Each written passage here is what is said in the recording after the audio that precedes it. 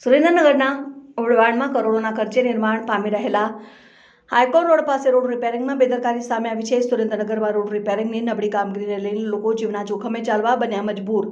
સમારકામ બાદ થોડા દિવસોમાં પડ્યું ગાબડું. મકાઈના કોથળા ભરેલી ટ્રક ફસાઈ. ટ્રક ડ્રાઈવરે સમય સૂચકતા વાપરતા મોટી જાનહાની ટળી.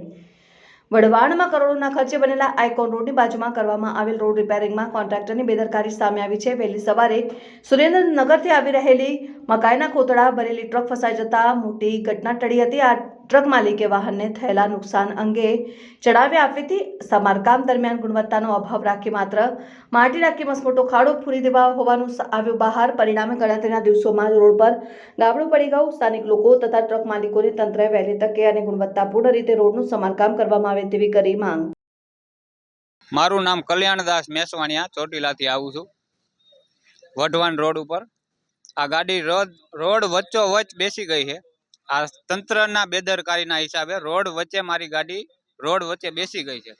હવે આ ગાડી કઢાવવા માટે 40 થી 50 હજાર રૂપિયાનો મારે ખર્ચો કરવો પડશે. આ કોણ આપશે મને?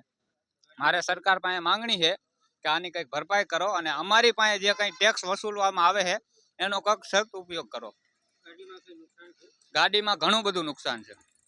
ગાડીને સાઈડમાં તોડી નાખી છે, ટાયર તૂટી ગયા છે, પાટા તૂટી ગયા છે. આ બધું કામકાજ કરાવી તો મને 40 થી 50 હજાર રૂપિયાનો ખર્ચો પડવાનો છે. આજ સવારે મહારાષ્ટ્રમાંથી ગાડી ભરીને આવી છે. અહીંયા જવાનું હતું પણ ધાંગધ્રા જવાને લીધે રસ્તામાં તમારા બ્રિજનું કામકાજ બંધ છે એના લીધે અહીંયા ગાડી હજી આપણે વઢવાણથી ટર્ન જ માર્યો છે 80 ફૂટ રોડમાંથી. રોડ વચ્ચો વચ્ચ ગાડી બેસી ગઈ.